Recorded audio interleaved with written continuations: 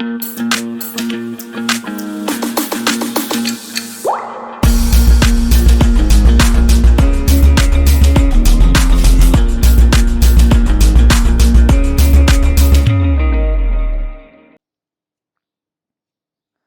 everyone, welcome back to the Layman Way and welcome to this new module जहाँ पे हम ratios and proportions को discuss कर रहे हैं.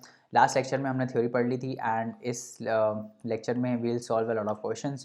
तो चलिए जल्दी से बिना देरी के हम आगे बढ़ते हैं and let's do some questions of ratios and proportion. And इसके पहले की जो इसके PYQs हैं है ना, उसको आप प्लीज़ सॉल्व करते रहिए. जो लेक्चर्स ऑलरेडी अवेलेबल हैं, जो अपलोड हो चुके हैं PYQs के, उसको प्लीज़ साथ ही साथ सॉल्व कर लीजिए. और वो बहुत ज़्यादा इंपॉर्टेंट है, इसीलिए मैं बहुत ज़्यादा स्ट्रेस कर रहा हूँ उसके ऊपर. वो सॉल्व नहीं करोगे तो भी हो जाएंगे, बट वो सॉल्व करोगे ना तो ऐसे 120 130 इसके ऊपर मार्क्स आ जाएंगे आपके. तो please go and solve that. ठीक है, चलिए आज का पहला क्वेश्चन देखते हैं क्या है. तो कुछ छोटे छोटे क्वेश्चन पहले से स्टार्ट करते हैं बेसिक से. If a is to b is 4:5, मतलब a इज़ टू b का जो रेशियो है that is 4:5, then find 5a minus b by 10a plus 3b. बहुत ही सिंपल है ना. इसको हम कैसे करेंगे, हमको पता है कि a बाई बी जो है दैट इज़ इक्वल टू 4/5.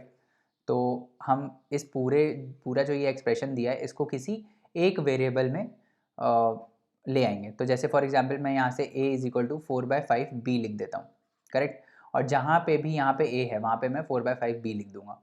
तो चलो कर लेते हैं. 5a is equal to 5 into 4b/5, correct, minus b divided by 10a क्या होगा, 10 इंटू 4/5b प्लस 3b. तो इसको हम कर देते हैं. यहाँ से 5 क्या, 4b minus b is equal to 3b. और यहाँ से क्या आ जाएगा, 5 2 ज़ा 10, 4 2 ज़ा 8b plus 3b that is 11b. तो b भी कैंसिल हो गया. तो ये रेशियो कितना आ गया, 3:11. समझ में आ गया, सिंपल है. 3:11 रेशियो आ गया यहाँ पे. अब ये वाला देख लेते हैं. Verify whether 6 7 12 and 14 are in proportion. तो ये a है, ये b है, ये c है, ये d है. ये प्रपोर्शन में कब होंगे, when a is to b would be in proportion to c is to d, है ना. या फिर मैं क्या बोल सकता हूँ, a by B is equal to c by D, तभी ये प्रपोर्शन में होंगे. तो देख लेते हैं. 6/7 और क्या है 12/14. तो 2 6 ज़ा 12, 2 7 ज़ा 14, तो ये बराबर है ना. तो इसका मतलब ये सारे प्रपोर्शन में है, राइट. हमने यही देखा था ना प्रपोर्शन में, तभी बोलते हैं हम ABCD are in proportion when A is to B is in proportion with C is to D, correct. Find the fourth proportional to the numbers 8 10 12. हाँ, अब आप सोचो कि अरे ये फोर्थ प्रपोर्शनल क्या होता है, पता ही नहीं है. तो भैया A इज़ टू B, ये जो हमने देखा था ना, ये जो चीज़ देखी थी हमने, इसमें ये है फर्स्ट प्रपोर्शनल, ये है सेकंड प्रपोर्शनल, ये है थर्ड प्रपोर्शनल और ये है फोर्थ प्रपोर्शनल. ठीक है, तो नंबर वाइज है 1 2 3 4. अगर नहीं पता था तो अभी बता दिया, फिर से रिवाइज कर लो. कोई भी प्रपोर्शन होता है जिसको हम ऐसे लिखते हैं, A is to B is in proportion with C is to D. तो इसमें जो ये जो पहला नंबर होता है इसको हम बोलते हैं फर्स्ट प्रोपोर्शनल, इसको हम बोलते हैं सेकंड प्रोपोर्शनल, इसको हम बोलते हैं थर्ड प्रोपोर्शनल और इसको हम बोलते हैं फोर्थ प्रोपोर्शनल.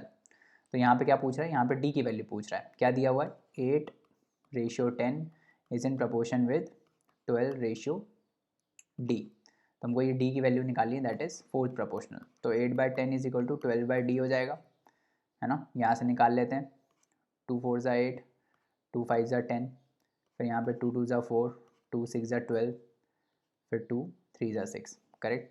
तो डी कितना आ गया, डी आ गया 5 इंटू 3 दैट इज़ 15. समझ में आ रहा है, 5 into 3 that is equal to 15. तो ये हो गया हमारा प्रपोर्शन. ठीक है, सिंपल था. आगे बढ़ते हैं. सॉल्यूशन तो हो गया हमारा. चलो let's see this question. Find the mean proportional between 13 and 52. तो मैंने आपको बताया था व्हाट वाज मीन प्रपोर्शनल, जब A is to B is in proportion with C is to D होता है ना. और ये तो प्रपोर्शन हो गया, है ना. अब हमने इसके बाद एक कंटिन्यूड प्रपोर्शन की बात करी थी जिसमें A is to B was in proportion with B is to C. तो ये जो B है that was called mean proportional between A and C. तो यहाँ पे क्या दिया हुआ है, यहाँ पे A की वैल्यू 13 दी है और C की वैल्यू 52 दी है. इसका मतलब ये है कि 13:B is in proportion with B ratio 52, है ना. इसका क्या मतलब है, 13/B is equal to B/52, correct. तो बी स्क्वायर कितना आ जाएगा, B square is equal to 13 into 52, है ना। तो 52, अब देखो इसको एक बार, या तो आप देखो ऐसे कर सकते हो, इसको मल्टीप्लाई करोगे फिर स्क्वायर रूट निकालोगे, वैसे नहीं करना है। स्क्वायर का मतलब हम इसको रिड्यूस कर देंगे a square into b square type में। कैसे, 52 13 का मल्टीपल है क्या, बिल्कुल है, 13 4 से आता है 52, है ना। तो this would be equal to 13 into 13 into 4। क्या हम इसको ए स्क्वायर टाइप में लिख सकते हैं, तो ये 13 का स्क्वायर हो जाएगा, है ना, और 4 है 2 का स्क्वायर, करेक्ट। और जब हम इस, ये बी स्क्वायर है तो बी क्या हो जाएगा, B would be equal to 13 square into 2 square to the power half, है ना। अंडर रूट ऑफ दिस होगा ना, तो ये क्या आ जाएगा, हमने सारे लॉस पढ़े हैं एक्सपोनेंशियल की, आपको पता है ये कितना हो जाएगा, 13 into 2 that is equal to 26। समझ में आ गया। तो मीन प्रोपोर्शनल क्या है mean proportional is 26, correct. Are we clear on this. दूसरा क्वेश्चन देखें क्या बोल रहा है, if 4 taps can fill a tank in 10 hours. 4 tank हैं, है ना, 4 टैप्स हैं, sorry 4 taps, they can fill a tank, एक टैंक को फिल करना है ना, they can fill a tank in 10 hours, ठीक है। इस पूरे टैंक को ये 4 टैप्स 10 घंटे में भर सकते हैं, correct. Then how many hours can 6 taps fill the tank. तो 6 टैप्स कितने आवर्स में इस टैंक को भरेंगे। अब ये ना थोड़ा अच्छा क्वेश्चन है। क्यों है अच्छा क्वेश्चन, सिंपल भी है अच्छा भी है। क्यों है, क्योंकि इसमें काम हो रहा है, a work is been done in this, ठीक है। तो वर्क इज़ बीन डन मतलब कि अब आप, मैंने आपको ये बताया था डिस्टेंस स्पीड और टाइम वाला रिलेशन, है ना, उसमें मैंने बताया था प्रोपोर्शनैलिटी के बारे में हमने बात करी थी। तो मेरे को एक बात बताओ, मेरे को एक पहले बात बताओ कि 4 टैप जो हैं वो 10 घंटे में भर रहे हैं, तो एक टैप जब भरेगा वो 10 घंटे से ज़्यादा लेगा कि 10 घंटे से कम लेगा। तो आपका कॉमन सेंस बोलेगा कि 10 घंटे से ज़्यादा लेगा, करेक्ट। बट बच्चे क्या गलती करते हैं ना, वो ऐसे लिख देते हैं इस इक्वेशन को और बोलते हैं कि 4 टैप्स 10 घंटे में कर रहे हैं, तो एक टैप जो है वो कितने घंटे में करेगा, 10/4 में करेगा। वो ऐसे ही प्रपोर्शन ले लेते हैं और यहीं पे आंसर गलत हो जाता है, क्योंकि ऐसा ऑप्शन में रहता है। तो हमको ये काम नहीं करना है। जब भी कोई काम हो रहा होता है ना, और टाइम इंक्लूडेड होता है, तो टाइम जो है वो इन्वर्स प्रोपोर्शन में चलता है ना। मतलब अगर 4 लोग को अगर अगर यहीं 4 टैप्स हैं, उसको 10 घंटे लग रहा है किसी चीज़ को भरने में, तो ये तो लॉजिकल है ना कि एक टैप ही होगा जो भर रहा होगा, तो वो ज़्यादा टाइम लेगा, है ना। तो यहाँ पे जो टाइम है टैप का, that is inversely proportional to volume. Volume मतलब जो ये टैंक को फिल करने वाला वॉल्यूम है वो उसके इन्वर्स है, ना कि डायरेक्ट है। समझ में आ रहा है, डायरेक्ट प्रोपोर्शनैलिटी नहीं है, इन्वर्स प्रोपोर्शनैलिटी है। समझ में आ रहा है। तो इसमें हम क्या करेंगे कि भाई जो 4 टैप्स हैं वो भर रहे हैं पर्टिकुलर वॉल्यूम कितने, 10 घंटे में, है ना। तो ये 10 घंटे इन्वर्सली प्रोपोर्शनल है। इसका मतलब कि एक टैप कितने घंटे ले लेगा, एक टैप ले लेगा, एक टैप जो है वो डायरेक्टली प्रोपोर्शनल होगा 1/40, मतलब वो 40 घंटे ले लेगा कुल मिला के। कहने का मतलब ये है कि अगर 4 टैप जो हैं वो 10 घंटे ले रहे हैं, है ना, एक चीज़ को भरने में, तो एक टैप कितना लेगा, 4 इंटू 10 ले लेगा, दैट इज़ 40 आवर्स ले लेगा वो भरने में, ठीक है। ऐसे ही अगर एक टैप 40 घंटे ले रहा है ना, तो 6 टैप्स कितने लेंगे, इसमें डिवाइड हो जाएगा, 40/6 आवर्स लेंगे, ठीक है। समझ में आ रहा है। ये मैंने क्यों बताया, क्योंकि इसमें इन्वर्स प्रोपोर्शनैलिटी है। तो हमेशा डायरेक्ट प्रोपोर्शनैलिटी नहीं रहती है कि ए इज़ बी, तो यहाँ पे 1 कर दिया और b/a कर दिया, हमेशा ऐसा नहीं होता है ना। तो ये आपको देखना पड़ेगा। इसको और थोड़ा विजुअलाइज़ करने के लिए आप कैसे कर सकते हो कि मान लो ये वॉल्यूम है ना, मान लो इसका वॉल्यूम v है, ठीक है। यहाँ पे ये टैप लगा हुआ है जो यहाँ पे पानी भर रहा है, ठीक है। अब ये क्या इसमें बोल रहा है कि 4 जो टैप्स हैं वो 10 घंटे लगा रहे हैं भरने में, है ना। 4 टैप्स 10 घंटे लगा रहे हैं, मतलब 4 टैप्स कितना वॉल्यूम भर रहे हैं कुल मिला के, ये वी वॉल्यूम भर रहे हैं, है ना, वी वॉल्यूम भर रहे हैं, मतलब 10 घंटे में वी वॉल्यूम भर रहे हैं 4 टैप मिला के, ठीक है। तो इसमें 3 पैरामीटर हैं, एक तो वॉल्यूम है, एक वॉल्यूम जो कि कांस्टेंट चल रही है ना, एक टाइम है, और एक कितने टैप्स हैं, है ना। तो इसमें क्या होता है ना, जनरली हम वर्क डन निकालते हैं। वर्क डन क्या होता है ऐसे केसेस में, work done is equal to number जो ये टैप्स हैं, है ना, दैट इनटू कितना टाइम लग रहा है 10 और कितना वॉल्यूम भर रहा है v। ये हमेशा कांस्टेंट रहता है, क्योंकि ये टोटल हमको देता है कि टोटल वर्क डन कितना हो रहा है। मतलब 4 टैप 10 घंटे में मिलके v वॉल्यूम भर रहे हैं, तो टोटल जो है 40 v वर्क टैप आवर्स बोल सकते हो उसको। Tap hours is tap hours volume is work done, basically कितना काम कर रहे हैं ये लोग, ये टैप मिला टोटल मिला के कितना काम हो रहा है। क्योंकि देखो जो टोटल काम होगा ना, जो टोटल काम आपको करना पड़ेगा, टोटल वर्क डन, वो सेम रहेगा। इसको भरने में टोटल काम सेम रहेगा, चाहे वो एक जना भरे चाहे वो 10 जने भरें, भरना आपको पूरा ही है, काम आपको उतना ही करना है ना। तो हम इसमें क्या करते हैं, 4 इंटू 10 इंटू वी, इसको हम ऐसे भी बोलते हैं MDH। अभी हम आगे मैन आवर्स पढ़ेंगे, वो भी इसी कंसेप्ट पे आता है। टैप, क्योंकि इसमें इन्वर्स प्रोपोर्शनैलिटी चल रही है, आप देख रहे हो ना कि अगर 4 टैप्स 10 घंटे में भर रहे हैं तो एक टैप ऑब्वियसली ज़्यादा 40 घंटे में भरेगा ना, 4 गुना टाइम लेगा। करेक्ट, समझ में आ रहा है ना। तो इसको हम क्या करते हैं, 4 इंटू 10 इंटू वी। अब वहाँ पे क्या है, अब दूसरा हम इसको इक्वेट कर देते हैं, क्योंकि ये वर्क डन सेम रहता है, this is equal to work done, और ये सेम रहता है, तो ये सेम रहेगा। तो 6 टैप्स कितने में भरेंगे, यहाँ पे नंबर ऑफ टैप्स कितने हैं, 6। टाइम हमको नहीं पता, और वॉल्यूम कितनी भरनी है, वॉल्यूम तो वी ही भरनी है ना। तो वी यहाँ से कैंसिल हो जाएगा, करेक्ट, और ये आ जाएगा 40/6 आवर्स। समझ में आ रहा है, ऐसे ही आया था। पहले मैंने आपको बेसिक में समझा दिया, अब दूसरा ये ट्रिक समझा दिया कि ऐसे क्वेश्चंस को कैसे करते हैं। ऐसे क्वेश्चंस को हम ऐसे करते हैं, M into D into H. M into D into H मतलब वैसे मैन आवर्स का कंसेप्ट है। यहाँ पे क्या होगा, यहाँ पे टैप्स, मतलब बेसिकली क्या होता है, नंबर किसी भी चीज़ का हो सकता है, यहाँ पे नंबर ऑफ टैप्स है, किसी में नंबर ऑफ मैन होगा, है ना। फिर टाइम, नंबर टाइम कितना लग रहा है, एक बंदा कितने में वॉल बना रहा है, या फिर जो टैप्स हैं कितने घंटे में भर रहे हैं, इनटू क्या काम हो रहा है ना। जैसे वॉल का कंस्ट्रक्शन हो रहा है ना, तो इस टाइप से उसमें वॉल्यूम आ जाएगा। तो वैसे हम इसको इक्वेट करते हैं, ठीक है, समझ में आ गया। ये चीज़ कांस्टेंट रहती है, that is called work done. Correct, समझ में आ गया। अब इसको देखते हैं। In a family the consumption of power is 120 units for 18 days. तो 18 दिन में 120 यूनिट इलेक्ट्रिसिटी कंज्यूम हो रहा है ना। तो यहाँ पे डायरेक्ट प्रोपोर्शनैलिटी है, क्यों, क्योंकि जितना दिन होगा उतना ज़्यादा इलेक्ट्रिसिटी यूज़ होगा, है ना। हर दिन बिजली चलेगी, तो जितने ज़्यादा दिन उतनी ज़्यादा इलेक्ट्रिसिटी यूज्ड, यहाँ पे डायरेक्टली प्रोपोर्शनल है। Find how many units of power is consumed in 30 days. तो यहाँ पे नॉर्मल हो जाएगा, देखो अब एक दिन में कितनी पावर कंज्यूम होगी, 120/18। यहाँ पे डायरेक्ट प्रोपोर्शनैलिटी है, तो आप यहाँ नॉर्मल डायरेक्ट कर सकते हो कि 18 दिन में 120 हो रही है, तो एक दिन में 120/18 होगी। पुराने वाले एग्जाम्पल में आप नहीं कर सकते थे, आपने लिखा ना कि 4 टैप जो हैं वो 10 घंटे कर रहे हैं, तो यहाँ पे आप 1 टैप इज इक्वल टू 10/4 नहीं कर सकते, क्योंकि यहाँ पे इनवर्स प्रोपोर्शनैलिटी है। बेसिक डिफरेंस समझ में आ रहा है ना क्या हो रहा है, बस यही बताना है मेरे को। 1 डे में क्या होगा, 1 डे में ये 120/18 यूनिट कंज्यूम करेगा, और वहीं 30 डेज में कितना करेगा, 30 into 120/18। This was very simple, ठीक है।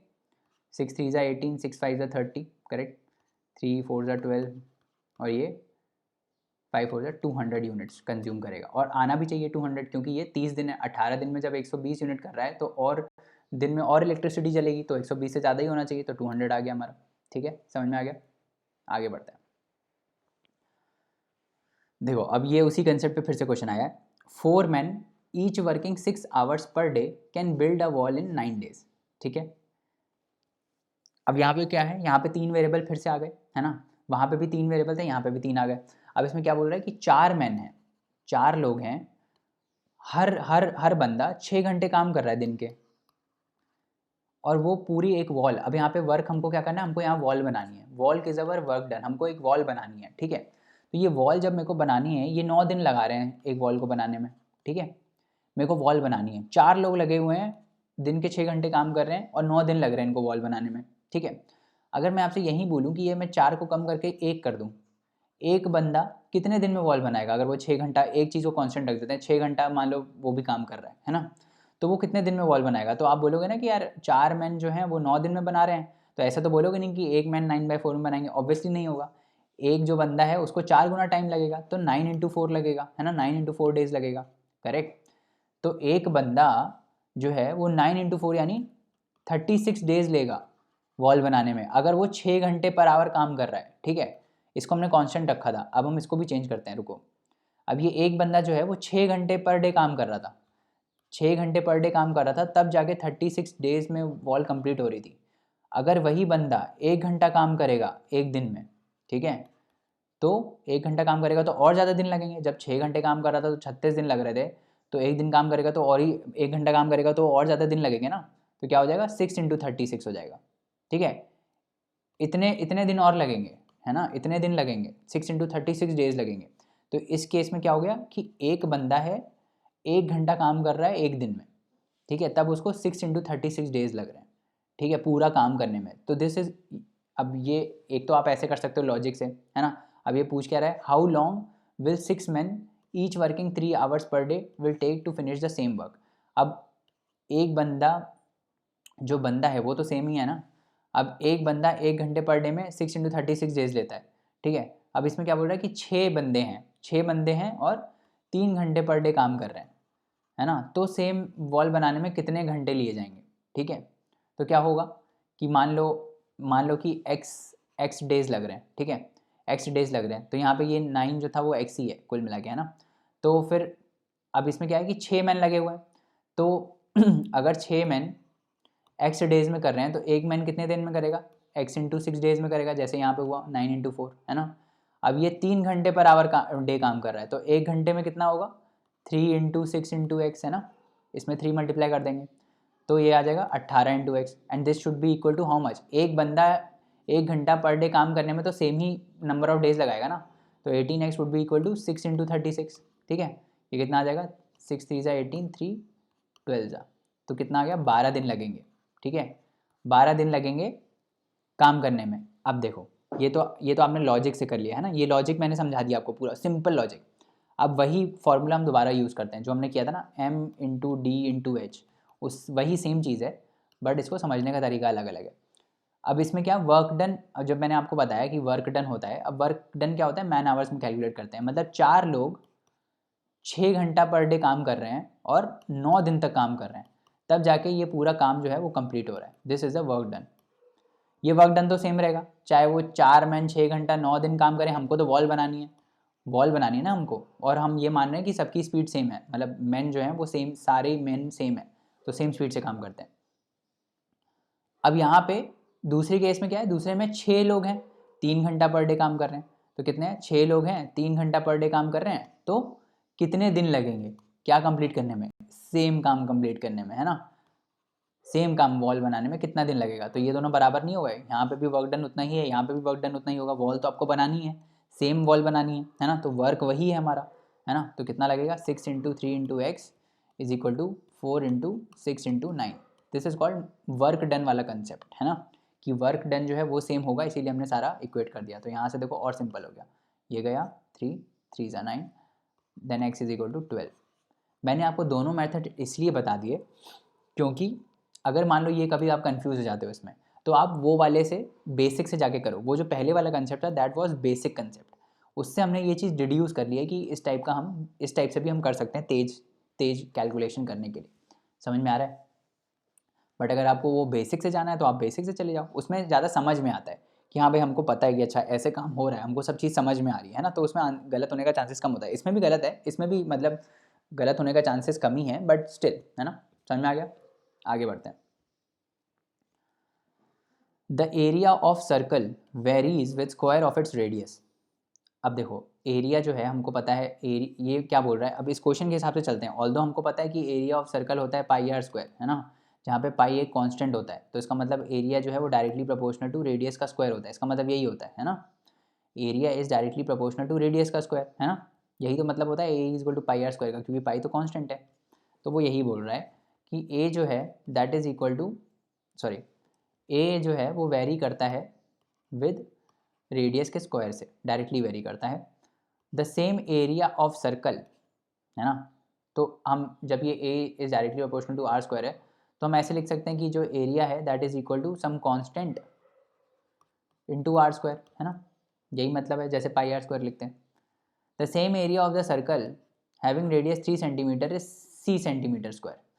तो ये एरिया जिसका जो रेडियस वो 3 है, यहाँ पे 3 डाल दो आप, कांस्टेंट इनटू 3, इसका कितना है, c cm² है, ठीक है। तो इसका मतलब ये जो कांस्टेंट का वैल्यू है वो आ जाएगा यहाँ से, constant into 9 is equal to c cm²। तो कांस्टेंट का वैल्यू क्या हो गया, कांस्टेंट का वैल्यू होगा c/9, है ना। कांस्टेंट की वैल्यू आ गई, तो इसका मतलब ये जो फॉर्मूला है वो हमारा आ गया। हमने क्या लिखा था, a is equal to area जो है that is equal to constant into r², है ना। कांस्टेंट की वैल्यू हमने निकाल ली कितनी, c/9 इंटू r², ये हमारा फॉर्मूला आ गया। अब दूसरे में क्या पूछ रहा है, find the area of the circle having radius of 9 centimetre. Again very simple, अब इसमें ही हम 9 रेडियस ले लेंगे, c/9 into 9², correct. 9 square cut जाएगा, क्या आएगा 9c आ जाएगा, है ना। तो हमारा आंसर क्या हो गया, our answer is 9c। Are we correct on this, है ना, समझ में आ रहा है। आगे बढ़े, बेसिक ही है, सब कुछ बेसिक ही चल रहा है ना। अब और वेरिएशंस पे थोड़े क्वेश्चन करते हैं। The pressure of a gas varies directly as temperature, मतलब जो प्रेशर होता है गैस का वो टेम्परेचर के साथ डायरेक्टली वेरी करता है। इसका मतलब P is directly proportional to temperature. Pressure P है और टेम्परेचर T है ना। When volume is kept constant, very good. तो इस केस में वॉल्यूम इज कांस्टेंट, ये इसने हमको दे दिया कि वॉल्यूम जो है वो कांस्टेंट है। And varies inversely as the volume, मतलब प्रेशर जो है that varies inversely as volume, मतलब P जो है that varies inversely as volume when temperature is kept constant, है ना। When temperature is kept constant, यहाँ पे टेम्परेचर कांस्टेंट है। द गैस, अच्छा अब जब भी ऐसे दो प्रोपोर्शनैलिटी का ऐसे आता है ना, जैसे मान लो P is directly proportional to temperature and inversely proportional to 1/v, तो हम इसमें ये बोल सकते हैं, हम इससे ये डिड्यूस कर सकते हैं कि जो प्रेशर है that is proportional to T/v। मतलब इन दोनों इक्वेशंस को हमने एक में मर्ज कर दिया, ठीक है, जिसमें हम ये मान रहे हैं कि प्रेशर जो है that is directly proportional to T/v। Correct, समझ में आ रहा है। इस टाइप से हमने इसको मान लिया। इस केस में प्रेशर जो है वो T के डायरेक्टली प्रोपोर्शनल है और V के इन्वर्सली प्रोपोर्शनल है, ठीक है। अब ये हमने देख लिया, हमने ये डिड्यूस कर लिया कि P जो है that is proportional to temperature divided by volume, ठीक है। The gas occupies volume of 400 ml when the temperature is 160 K। तो इसको हम ऐसे लिख सकते हैं ना, P is equal to some constant into temperature by volume, हम ये लिख सकते हैं इसको, है ना। जब अभी पीछे देखा था ना हमने कैसे प्रोपोर्शनैलिटी को हमने एब्सोल्यूट वैल्यू में कैसे डिड्यूस किया। जब भी कोई चीज़ प्रोपोर्शनल होती है तो जब हम उसका इक्वालिटी करते हैं तो उसमें हमें कांस्टेंट मल्टीप्लाई कर देते हैं, बस सिंपल, ठीक है। तो P जो है that is some constant into T/v, correct. When gas तक, अब पहला पोर्शन देखते हैं क्या बोल रहा है। The gas occupies 400 ml when temperature is 160 K and pressure is 640 PA। तो दिया हुआ है कि प्रेशर जो है वो 640 पास्कल्स है ना, यहाँ पे कांस्टेंट होगा, इनटू टेम्परेचर कितना है 160 केल्विन्स है, और यहाँ पे क्या है वॉल्यूम कितना है 400 ml है, करेक्ट 400 ml है। तो यहाँ से हमारा कांस्टेंट का वैल्यू आ जाएगा। कांस्टेंट कितना है, what is the value of constant, 640 into 400 divided by 160। ऐसे ही रहने देंगे, इसको कैलकुलेट नहीं करेंगे, है ना। और यहाँ पे पास्कल, हाँ मिलीलीटर, और यहाँ पे केल्विन, ठीक है, ये यूनिट हो जाएगा। ये कांस्टेंट की वैल्यू आ गई। अब दूसरा क्या बोल रहा है, what is the temperature of a gas whose volume and pressure are 200 ml and 320 pascals. अब फिर से यही वाली इक्वेशन यूज़ करेंगे, pressure is equal to constant into T/v। हमसे क्या पूछ रहा है, टेम्परेचर पूछ रहा है, और प्रेशर दिया हुआ है, प्रेशर कितना है 320 पास्कल्स, करेक्ट। और कांस्टेंट की वैल्यू हमें यहाँ से मिल जाएगी 640 इंटू 400 बाई 160। तो ये हम लिख देते हैं 640 into 400 divided by 160, correct, into temperature हमको निकालना है, वॉल्यूम क्या है, वॉल्यूम 200 ml है। समझ में आ गया, सिंपल है ये। अब यहाँ पे डिवाइड कर दो, 200 यहाँ से 2 चला जाएगा, करेक्ट। उसके बाद ये 320 2 जा 640 आ जाएगा, यहाँ पे 2 आ जाएगा, यहाँ पे 1 आ जाएगा।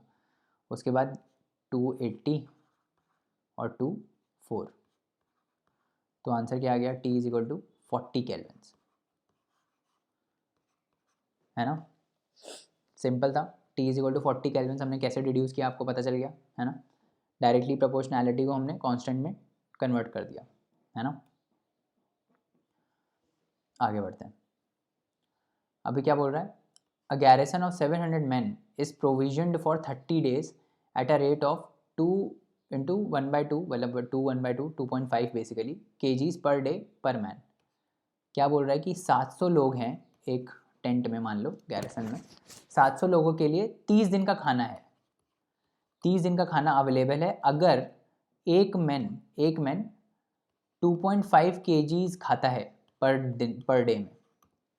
सिमिलर चीज़ है जैसे हमने पीछे किया था ना, मैन को वॉल बनानी थी, इतना टाइम लग रहा था। सिमिलर कंसेप्ट है ये भी, कि 700 लोग हैं, उनके लिए 30 दिन का खाना अवेलेबल है ना। 30 दिन का खाना अवेलेबल है, और अगर वो 2.5 kg पर डे के रेट से खाते हैं, ठीक है। तो इसमें तो अब मेरे को बताओ कि टोटल खाना कितना है, टोटल कितना खाना होगा, टोटल कितना खाना होगा। एक बंदा जो है वो 2.5 kg पर डे खा रहा है, ठीक है।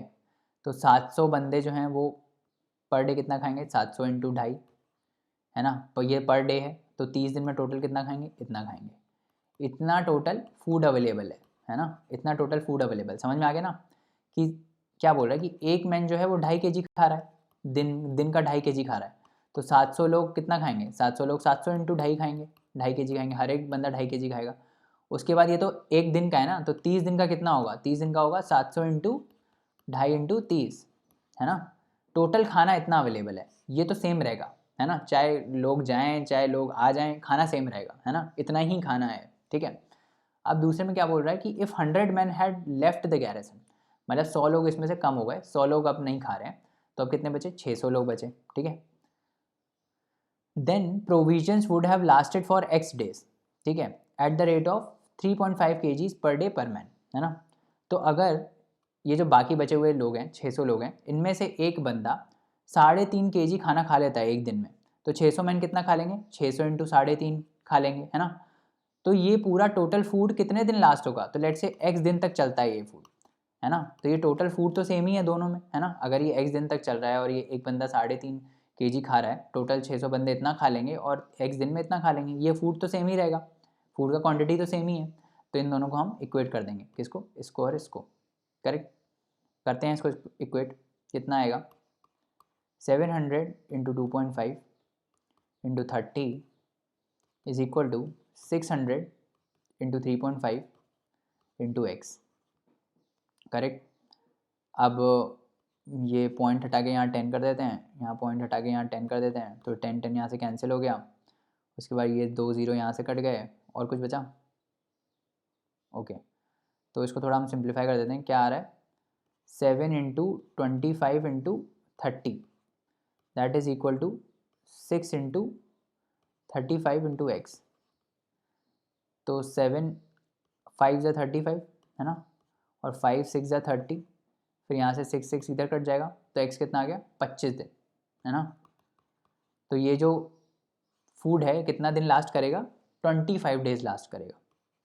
कितना दिन लास्ट करेगा, 25 डेज लास्ट करेगा। समझ में आ रहा है ना। इस टाइप से बेसिक कॉमन सेंस ही है हर जगह, ऐसा कुछ फॉर्मूला नहीं है, सब में कॉमन सेंस ही है ना। आगे बढ़ते हैं। 3 positive numbers are in the ratio 1:3:5, the sum of their squares is 875, find the sum of the numbers. तो अब इसमें बोल क्या रहा है, what is it saying is कि 3 पॉजिटिव नंबर्स हैं, ठीक है, there are 3 positive numbers which are in the ratio 1:3:5। तो लेट्स से नंबर्स हैं ए बी सी। मैंने आपको क्या बताया कि जब भी ऐसे रेशियो दिया हो तो आप एब्सोल्यूट नंबर्स मान लो।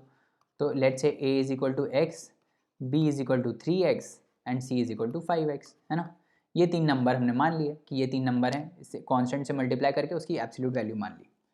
अब क्या बोल रहा है कि सम ऑफ देयर स्क्वायर्स, इनका स्क्वायर, इसका स्क्वायर क्या होगा, एक्स स्क्वायर, इसका स्क्वायर क्या होगा, 3 square that is 9 x square, इसका स्क्वायर क्या होगा, 5 का स्क्वायर 25 एक्स स्क्वायर, ये इनके स्क्वायर्स हैं। The sum of their squares, इनका जो सम है टोटल, अब इसको प्लस करो, दिस प्लस दिस करो, कितना आएगा, 25 + 9 कितना आ गया, 34, 34 + 1 35, तो 35 एक्स स्क्वायर आ गया इसका टोटल सम। ये किसके बराबर बोल रहा है, दिस इज इक्वल टू 875, है ना। Find the sum of the numbers. तो इन नंबर का सम पूछ रहा है, इन नंबर का सम कितना है, 5 3 8 + 1 9, इन सम कितना है, 9x है, ठीक है। तो हमको कुल मिला के यहाँ से x निकालना पड़ेगा। एक्स स्क्वायर कितना आ रहा है, 875 डिवाइडेड बाय 35, करो भाई, 5 7 ज़ा 35, और यहाँ पे 5 1 ज़ा 5, फिर 5 7 ज़ा 35, फिर 5 5 ज़ा 25, 7 2 ज़ा 14, और 7 5 ज़ा 35। तो x कितना आ गया, x आ गया 25 का स्क्वायर था, एक्स स्क्वायर 25 का स्क्वायर 25 था, तो 25 क्या है, 5 का स्क्वायर दैट इज़ 5, तो x आ गया हमारा 5। तो सम कितना हो गया, 9x that is 9 into 5 that is equal to 45, ठीक है, सिंपल था, राइट। और आगे क्वेश्चंस करते हैं, चलो।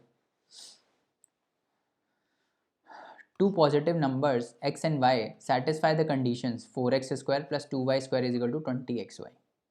तो ये एक इक्वेशन दी है x और y में, ठीक है। Find the value of x is to y।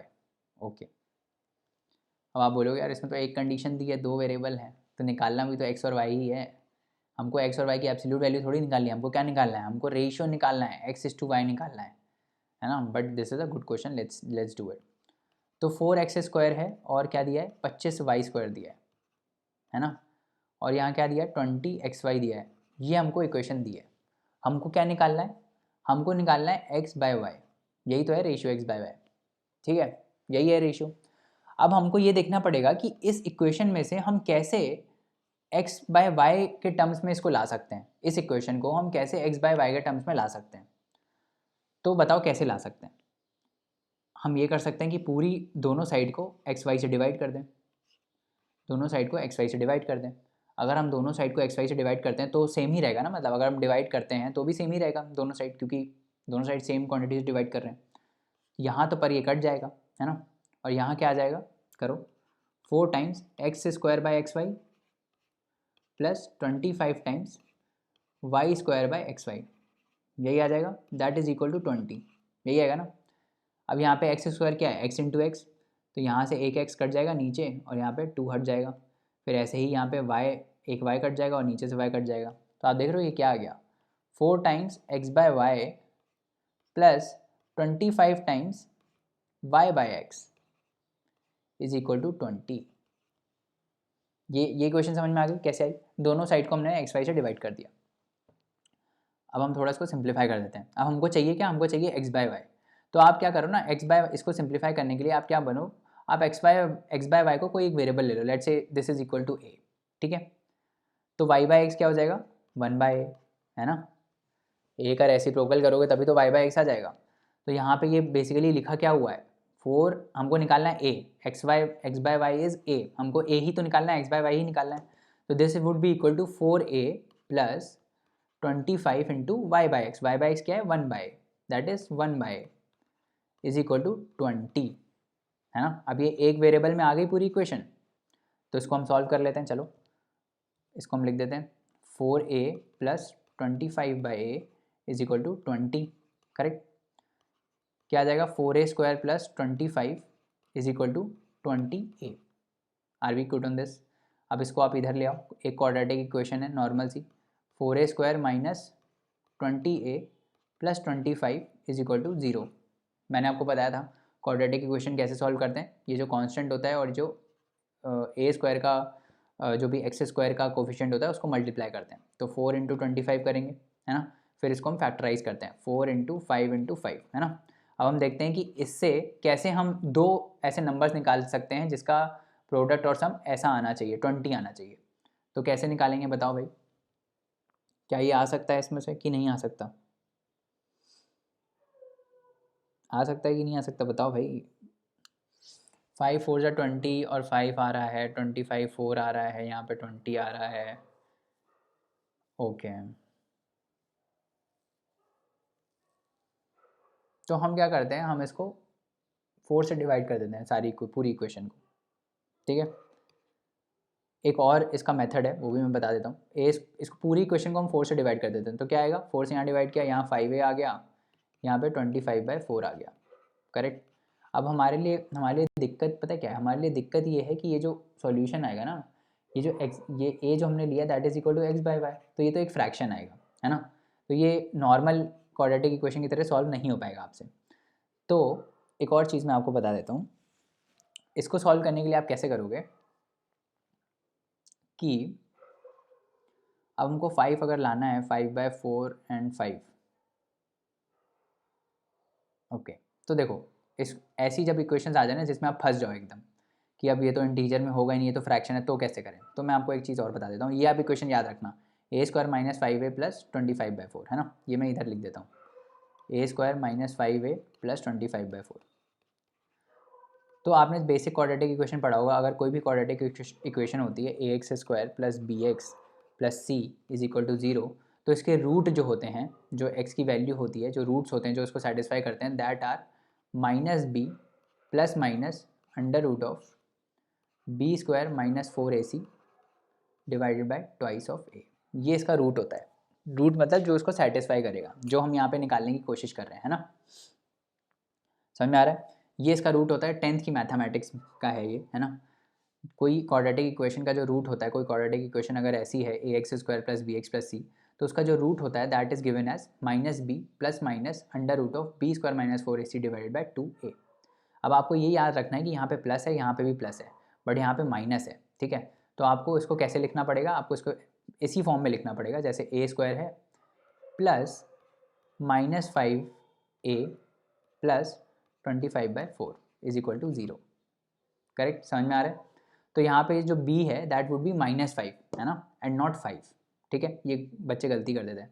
तो अब हम इसमें a की वैल्यू निकाल लेते हैं, a का रूट निकाल लेते हैं। क्या आएगा, minus times of b, minus times of b क्या हो जाएगा, minus times of -5 that is +5 plus minus under root of B square कितना हो जाएगा, 5 माइनस 5 का square that is 25 minus 4a कितना है, a इज़ 1, जो यहाँ पे कोफिशिएंट है दैट इज़ a, जो एक्स स्क्वायर का कोफिशिएंट है यहाँ पे a स्क्वायर का जो कोफिशिएंट है that is a that is 1 into c that is this 25/4। ये हमने कर दिया, डिवाइडेड बाय कितना, ट्वाइस ऑफ a कितना है, 1 है। इसको हमने कैंसिल कर दिया, ठीक है। तो है ना, यहाँ से कैंसिल हो गया तो ये 25 आ गया, यहाँ पे भी 25 है, यहाँ पे भी 25 है, तो ये 0 आ जाएगा। तो हमको अंडर रूट में पूरा क्या मिल गया, 0 मिल गया। तो this would be equal to 5/2। Are be clear, है ना। 5/2 आ गया is equal to a and this is equal to x/y।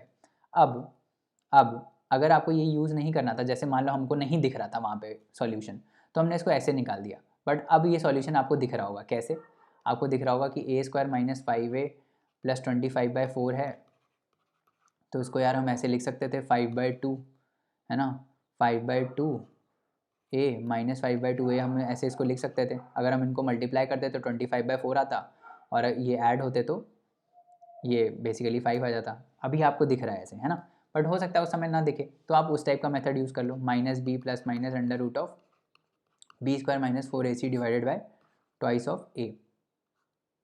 Are we clear. तो a की वैल्यू आ गई हमारे पास कितनी, 5/2 and this is equal to x/y।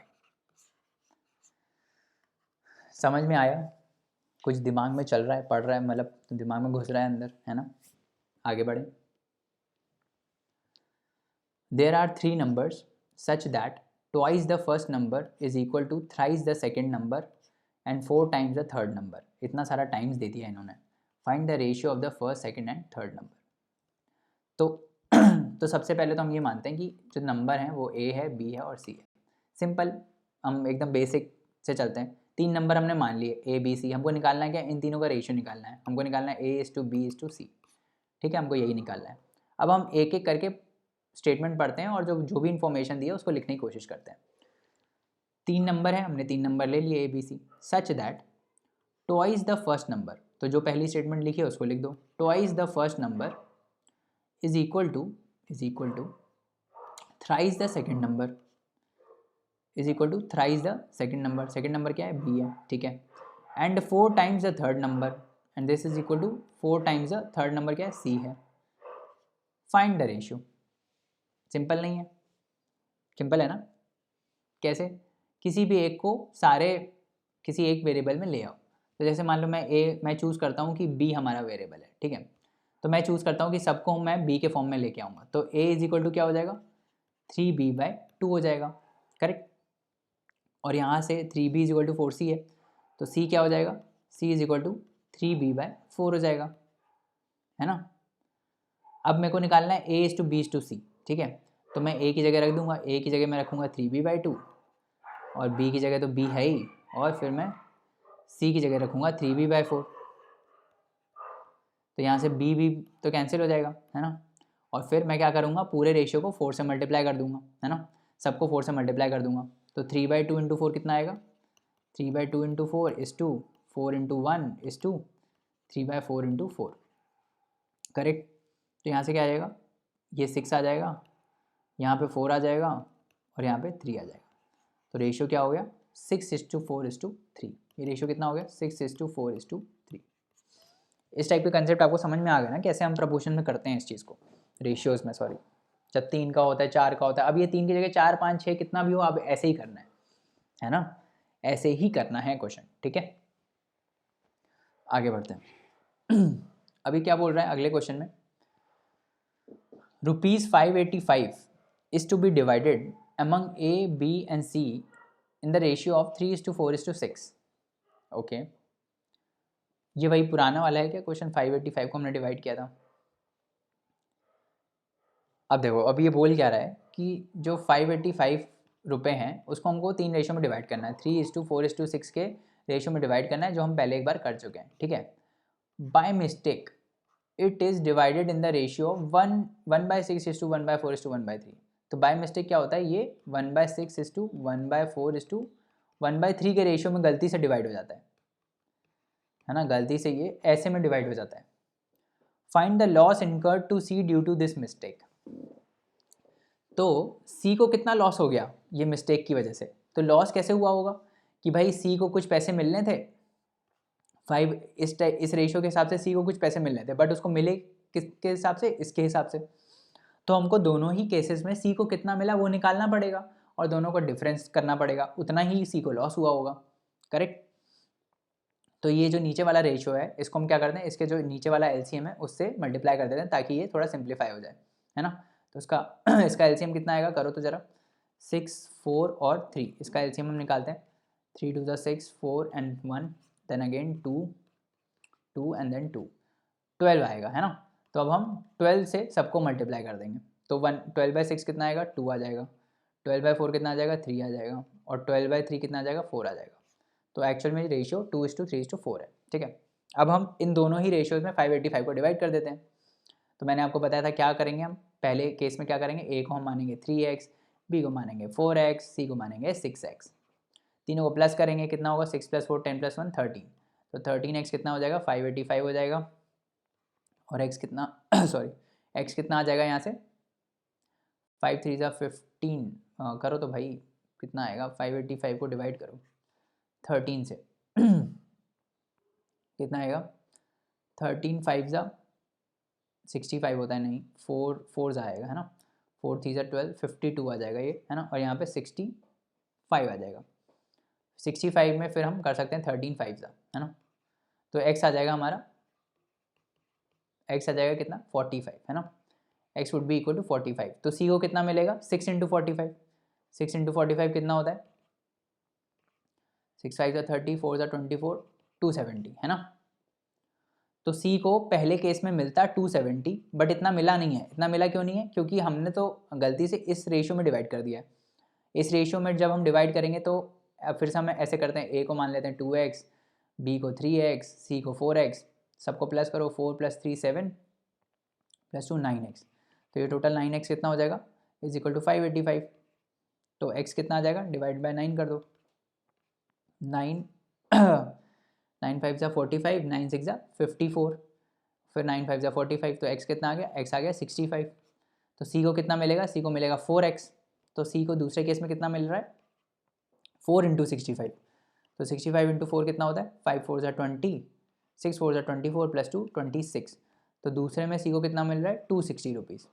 तो उसको कितना लॉस हो गया, 10 रुपये का लॉस हो गया, है ना। 10 रुपये इसको ज़्यादा मिलने थे पर उतने नहीं मिल पाए, है ना। तो 10 रुपये इसको लॉस हो गया। इस टाइप से इस क्वेश्चन को करना है। समझ में आ गया क्या कंसेप्ट हम करने की कोशिश कर रहे हैं, है ना। अब हम क्या करते हैं कि यूपीएससी की जो सीसैट के कुछ क्वेश्चंस हैं रेशियोज़ के, उसको भी देख लेते हैं। ऑल्दो वो उसमें कवर्ड हैं, बट फिर से हम एक और बार देख लेते हैं कि कैसे हो रहा है। 30 gram of sugar was mixed in 180 ml of water, ठीक है। तो 180 ml ऑफ वाटर था, उसमें आपने 30 ग्राम शुगर डाल दी, तो मीठा हो गया होगा पानी।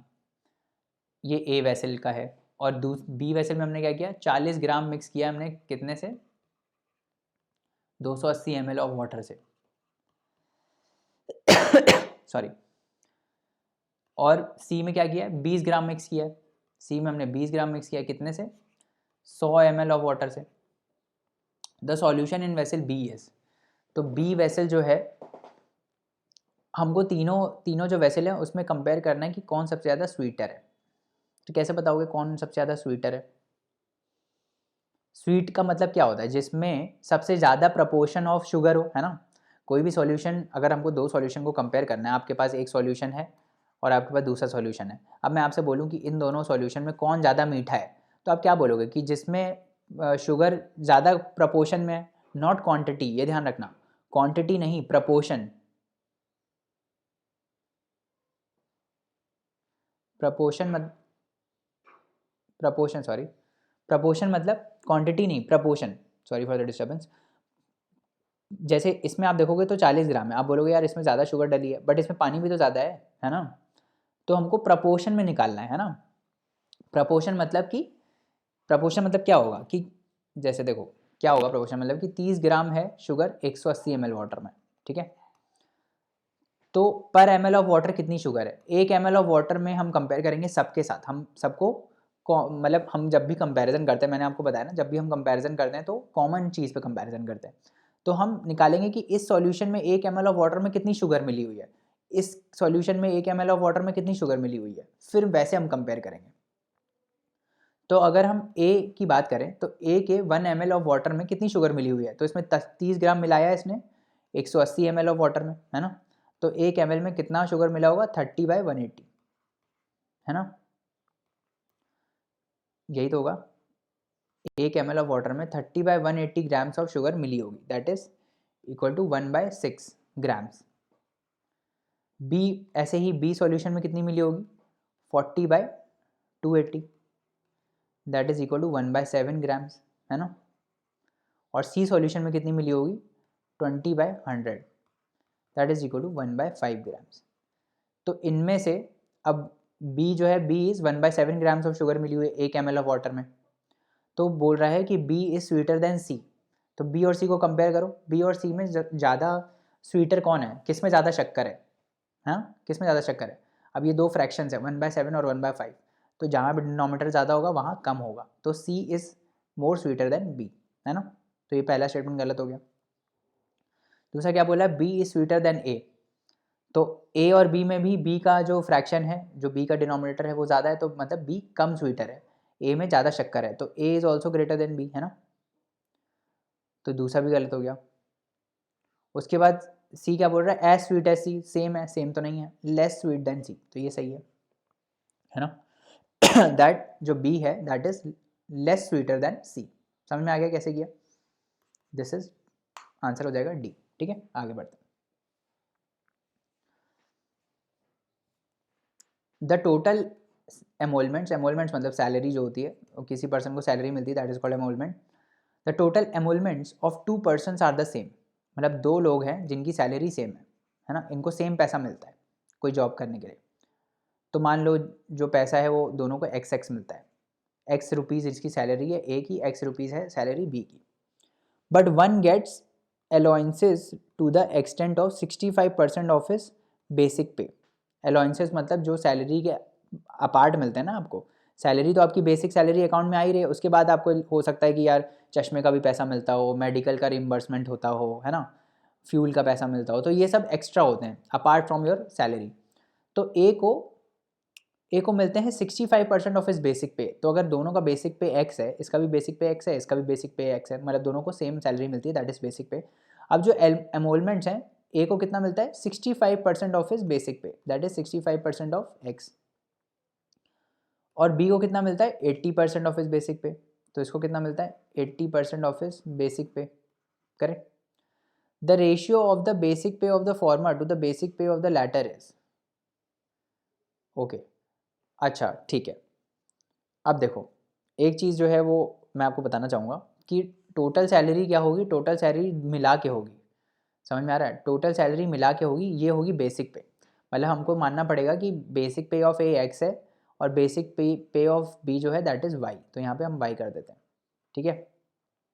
क्योंकि सैलरी तो टोटल होता है, सैलरी में बेसिक पे भी आता है ना, बेसिक पे आता है और उसके साथ आपके अलाउंसेस आते हैं, ये मिला के आपका कंस्टिट्यूट होता है, दैट इज़ कॉल्ड सैलरी, ठीक है।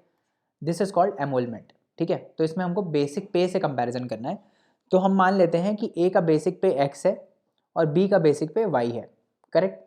ए का बेसिक पे एक्स है, बी का बेसिक पे वाई है, और फिर इसको अलाउंसेस मिलते हैं। ए को कितना मिलता है, 65% ऑफ हिज बेसिक पे मिलता है, 65% ऑफ एक्स मिलता है, और बी को 80% ऑफ हिज बेसिक पे मिलता है, यानी 80% ऑफ वाई मिलता है। इसके बाद हम इसकी टोटल सैलरी कैलकुलेट कर लेते हैं दोनों की। क्या होगा, X plus 65/100x that is equal to 165/100x, और यहाँ पे कितना आ जाएगा 180/100x 100y सॉरी। ये हो गई टोटल सैलरी दोनों की। अब ये दोनों बराबर है ना, ये दोनों सेम है, यही बोल रहा है कि टोटल एमोलमेंट जो है वो सेम है। तो अब यहाँ से नॉर्मल आप निकाल लो, एक्स और वाई का रेशियो निकालो। क्या पूछा है, बेसिक पे ऑफ फॉर्मर, मतलब ए एस टू बी निकालना है, यानी एक्स एस टू वाई निकालना है। एक्स एस टू वाई कितना आएगा 180 डिवाइडेड बाय 165, है ना, समझ आ रहा है। 180 डिवाइडेड बाय 165 कितना आएगा, 5 3 ज़ा 15, 5 3 ज़ा 15, तो हमको दिख रहा है 11 इंटू 3 है ये।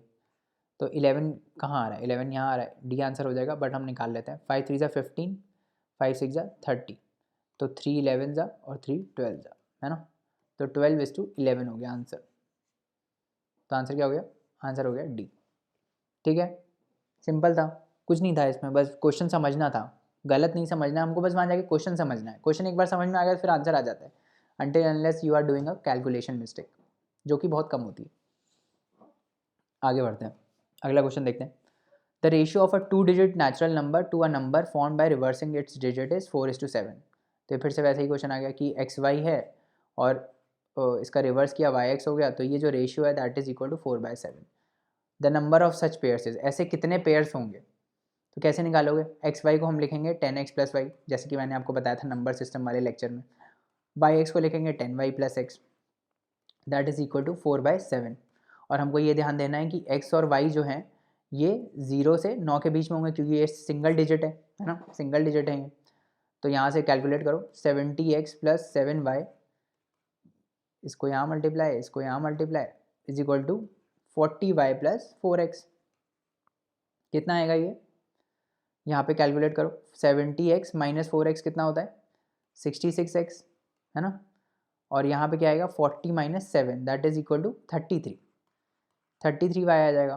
तो 11 3 जा 11 6 जा, फिर 3 2, तो 2x is equal to y आ जाएगा, है ना, यहाँ से ये आ गया, हमने नॉर्मल कैलकुलेट किया है, नॉर्मल डिवीजन किया है, y is equal to 2x आ गया, है ना। तो ऐसे कितने नंबर्स हो सकते हैं, मतलब हमको फाइंड करना है कि ऐसे x और y की कितने पेयर्स हो सकते हैं जिसमें जो y है that is twice of x। ठीक है, तो x मान लो 1 है तो y 2 हो जाएगा, x 2 है तो y कितना हो जाएगा 4 हो जाएगा, x 3 है तो y 6 हो जाएगा, x 4 है तो y 8 हो जाएगा, x 5 है तो y 10 हो जाएगा। बट ये हो नहीं सकता, क्यों, क्योंकि जो नंबर्स हैं वो सारे डिजिट जो हैं वो 9 से कम है ना, सिंगल डिजिट है ना ये तो सारे। तो कितने हो गए नंबर, 1 2 3 और 4, तो टोटल कितने नंबर हो गए, 4 सच pairs can be formed.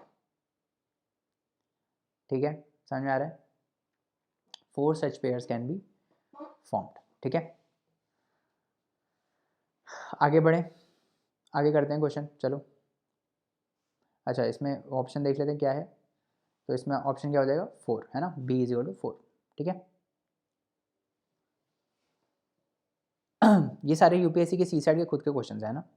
A sum of 2500 is distributed among x y z in ratios of 1/2 3/4 5/6, है ना। तो वैसे ही क्वेश्चन है जैसा हमने देखा था, यहाँ पे बस क्वांटिटी अलग है। तो क्या बोल रहा है, पहले ये एक्स वाई जेड के रेशियोज़ को हम थोड़ा सही कर लेते हैं। ये क्या रेशियोज़ दिए हैं, 1/2 इज़ टू 3/4 इज़ टू 5/6। हमको क्या करना है, हमको इनके एलसीएम से मल्टीप्लाई कर देना है पूरे रेशियो को। इनका एलसीएम क्या आएगा 12 आएगा, तो यहाँ पे क्या हो जाएगा 12/2 दैट इज़ 6, यहाँ पे 3/4 इंटू 12, 4 इंटू 3 9, यहाँ 9 आ जाएगा, और फिर यहाँ पे क्या आ जाएगा इंटू 12 करोगे तो 10 आ जाएगा। तो इस रेशियो में जो ये है वो डिवाइडेड है ना। अब 2500 हमको डिस्ट्रीब्यूट करना है। ठीक है, तो 2500 डिस्ट्रीब्यूट कर लो सब में, x को ले लो 6x, मतलब 6a ले लो, यहाँ पे x आ गया, y को ले लो 9y, और सॉरी सॉरी 9a ले लो, देखो इसको हटाओ, 6a ले लो, 9a ले लो और 10a ले लो, है ना, x y और z। अब इन सबको प्लस करो, कितना आएगा 9 + 6 15, 15 + 10 25, तो 25a इज इक्वल टू क्या आ जाएगा 2500। a कितना आ जाएगा, a आ जाएगा 100, करेक्ट। a अगर 100 आ गया तो x के पास कितना है, x के पास 600 रुपये है, वाई के पास कितना है 900 रुपये है, जेड के पास कितना है 1000 रुपये है, तीनों के आ गए। अब क्या पूछ रहा है, what is the difference between the maximum share and the minimum share. तो मैक्सिमम मिनिमम किसके पास है, एक्स के पास है, दैट इज 600, और मैक्सिमम किसके पास है, इसके पास है, जेड के पास, दैट इज 1000। इन दोनों के बीच में डिफरेंस कितना है 400 रुपये। What would be the answer, 400 rupees.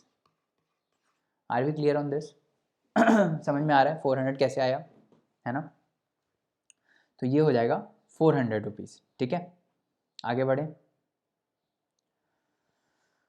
ये क्वेश्चन करते हैं, ये थोड़ा अच्छा क्वेश्चन है। देखो ये अच्छा क्वेश्चन है और ये हमको करना भी है। अ bottle contains 20 litres of liquid है, एक बॉटल है, ऐसे बॉटल बनाते हैं जिसमें 20 लीटर कोई लिक्विड डला हुआ है, और ये 20 लीटर क्या है, ये 20 लीटर ए है। ठीक है, 4 litres of liquid A is taken out. अब इस 20 में से हमने क्या किया, इसमें से हमने 4 लीटर निकाल दिया ए का, 4 लीटर निकाल दिया, और इस 4 लीटर की जगह 4 लीटर हमने निकाल दिया तो यहाँ कितना बचा, 16 लीटर बचा ए का, है ना, 16 लीटर बचा, and is replaced by same quantity of liquid B. तो हमने 4 लीटर का बी डाल दिया इसमें, 4 लीटर ए निकाल के 4 लीटर बी डाल दिया, तो यहाँ पे 4 लीटर हो गया बी। ठीक है, again 4 litres of mixture A is taken out, फिर से इसमें से हमने 4 लीटर निकाला, बट इस बार हमने क्या निकाला है, ध्यान देना, इस बार हमने क्या निकाला है, इस बार हमने इसका मिक्सचर निकाला है, इस बार हमने ए और बी को नहीं निकाला है, इस बार हमने मिक्सचर निकाला है ना। अब यहाँ ए और बी कितना होगा ये हमको निकालना है। अब 4 लीटर निकाल के फिर से हमने इसमें 4 लीटर बी डाला है। ठीक है, अब हमको निकालना है कि रेशियो जो है फाइनली इसमें ए और बी का कितना होगा। ठीक है, समझ में आ गया? तो मेरे को ये बताओ कि जब मैंने 4 लीटर यहाँ से निकाला, जब मैंने 4 लीटर यहाँ से निकाला, तो उसमें से जो 4 लीटर है उसमें से ए कितना होगा और उसमें से बी कितना होगा, ये निकालना हमारे लिए बहुत इंपॉर्टेंट है ना। तभी तो हम बता पाएंगे कि फाइनली ए कितना है और बी कितना है ना। यहाँ पे निकाला तो सिंपल था क्योंकि यहाँ पे तो ए ही था, हमने 4 लीटर निकाल दिया तो यहाँ 16 आ गया, और यहाँ फिर हमने 4 लीटर बी डाल दिया तो यहाँ 4 लीटर बी आ गया। बट अभी क्या है, अभी इस मिक्सचर में ए भी है और बी भी है ना, और इस मिक्सचर में ए और बी किस रेशियो में है, 16:4, दैट इज इक्वल टू 4:1, है ना। ये जो मिक्सचर है इसमें ए और बी किस रेशियो में है, 4:1 रेशियो में है ना। तो कोई कितना भी हम निकाल लें इसमें से, मतलब अगर मैं 1 लीटर भी इसमें से निकालता हूँ तो उसमें भी ये रेशियो जो है वो क्या होगा, ये रेशियो हमेशा कांस्टेंट रहेगा, है ना, ये रेशियो चेंज नहीं होगा। हम कुछ भी निकाल लें, हम इसमें से 2 लीटर निकाले, 3 लीटर निकाले, 4 लीटर निकाले, तब भी उस 1 या 2 लीटर में, उस 1 लीटर, अगर हम 1 लीटर निकालते हैं तो इस 1 लीटर में जो ए होगा और बी होगा वो किस रेशियो में होगा, 4:1, है ना। ऐसे ही इस 4 लीटर जो हमने निकाला है मिक्सचर, उसमें ए जो बी है वो किस रेशियो में होगा, 4:1, क्योंकि रेशियो हमेशा कांस्टेंट रहेगा, है ना। रेशियो हमेशा कांस्टेंट रहेगा। दूध वाला जब दूध में पानी मिला देता है, जब दूध वाला दूध में पानी मिला देता है ना, तो वो तो मान लो आपको 1 लीटर घर में दूध दे गया वो, है ना। अब इस 1 लीटर में से आप 1 लीटर तो पूरा यूज़ करते नहीं हो, आप हो सकता है 1 गिलास पीते हो उसमें से, है ना। ये जब 1 गिलास आप पीते हो तो जो दूध वाला था उसने तो पानी भी मिलाया है ना, मिल्क के साथ पानी भी मिला हुआ है, तो इस ग्लास में क्या पूरा का पूरा दूध होगा, नहीं, दूध नहीं होगा, पानी भी होगा साथ में। तो इस ग्लास में पानी और दूध उसी रेशियो में मिला होगा जिस रेशियो में आपके 1 लीटर ओरिजिनल जो दूध है उसमें पानी मिला होगा, है ना। समझ में आ रहा है? तो वही कंसेप्ट यहाँ पे भी होल्ड करता है, क्या कि जो 4 लीटर है उसमें ए और बी किस रेशियो में होगा, 4:1 के रेशियो में होगा, है ना। और जब भी ऐसा होता है, मैंने आपको क्या बताया, ए की एब्सोल्यूट क्वांटिटी कितनी होगी, जो रेशियो होगा 4 divided by sum of the ratios 4 + 1 that is 5 into total कितना है 4 लीटर दैट इज 4, ये कितना हो जाएगा 16/5, है ना। ऐसे ही बी कितना हो जाएगा, बी हो जाएगा 1, बी का ratio 1 divided by sum of ratio 4 + 1 that is 5 into total कितना क्वांटिटी है 4 लीटर इंटू 4, तो that will be equal to 4/5। तो जो हमने ये 4 लीटर निकाला, है ना, इसमें से ए कितना था, इसमें से ए था 16/5 लीटर्स और बी था 4/5 लीटर्स, ठीक है। और यहाँ पे कितना था 16 लीटर, तो 16 लीटर में से 16 लीटर ऑफ ए में से जब मैंने 16/5 लीटर निकाल दिया तो कितना बचा यहाँ पे ए कितना बचा, माइनस करो ना, 16 को माइनस करो 16/5 से, तो कितना आएगा 16 - 16/5, कितना आ जाएगा ये आ जाएगा 16 × 4/5, ठीक है। कितना आ जाएगा, ए क्वांटिटी इसमें कितना बचा है 16 इंटू 4/5। इसको अगले उसमें करेंगे, अगला वो है क्या, हाँ इसमें करते हैं। तो हमने ये वेसल बना ली थी, है ना, हमने यहाँ से 4 लीटर निकाल लिया था, फिर हमने रिप्लेस कर दिया था, यहाँ पे 16 लीटर आ गया था, यहाँ पे 4 लीटर आ गया था, है ना। फिर हमने यहाँ से 4 लीटर निकाला था, तो हमारा यहाँ बचा था, यहाँ पे ए और बी हमको निकालना था, है ना। तो हमने देख लिया था कि ये जो 4 लीटर निकला है इसमें से 16/5 लीटर जो है वो ए है और 4/5 लीटर जो है वो बी है ना। तो अब एट प्रेजेंट 16 में से जब मैंने 16/5 निकाल दिया तो बचा कितना, 16 इंटू 4/5 लीटर्स ऑफ ए बचा, और यहाँ कितना बचा 4 इंटू, ये बी है, यहाँ कितना बचा 4 इंटू, यहाँ से हमने कितना निकाला था, यहाँ से हमने 4/5 निकाला था, 4 माइनस 4/5 कितना हुआ, यहाँ पे करोगे 4 common, 1 minus 1/4 that is 4 into 4/5, इतना लीटर बी बचा। बट हमने अब इसमें फिर 4 लीटर बी ऐड भी तो किया है, वो मत भूलना। तो अब ये जो 4 इंटू 4/5 है इसमें हम 4 लीटर ऑफ बी ऐड कर देंगे, करेक्ट। अब इसको कैलकुलेट करो कितना आ रहा है, 4 4 जा 16, 16 प्लस 20, 16 प्लस 20/5 आएगा, दैट इज इक्वल टू 36/5। तो यहाँ पे फाइनल जो प्रोडक्ट है हमारा उसमें फाइनल में बी कितना होगा, बी होगा 36/5 लीटर्स, और ए कितना है, ए तो इतना ही है ना, 16 इंटू 4/5 दैट इज 64/5 लीटर्स। तो क्या अब हम रेशियो निकाल सकते हैं, यही तो पूछ रहा है हमसे, क्या पूछ रहा है, what is the ratio of, इसको हटा देते हैं, what is the ratio of liquid A to that of liquid B. तो ए और बी का जो रेशियो है वो कितना है, यहाँ पे दिखाओ, यहाँ पे देखो ए टू बी का रेशियो कितना है, ए टू बी का रेशियो है 64/5 डिवाइडेड बाय 36/5, 5 कट गया है ना, इसको करो कितना आएगा, 3 2 6 कटेगा क्या, 2 से नहीं, 2 से नहीं कटेगा, 2 से सबसे पहले 2 से डिवाइड करते हैं, 2 18 जा 36, 2 3 जा 6, 2 2 जा 4, 2 9 जा 18 है ना, 2 1 जा 6, 16 जा, तो ये कितना आ गया, ये आ गया 16:9। ठीक है, समझ में आया कैसे किया हमने।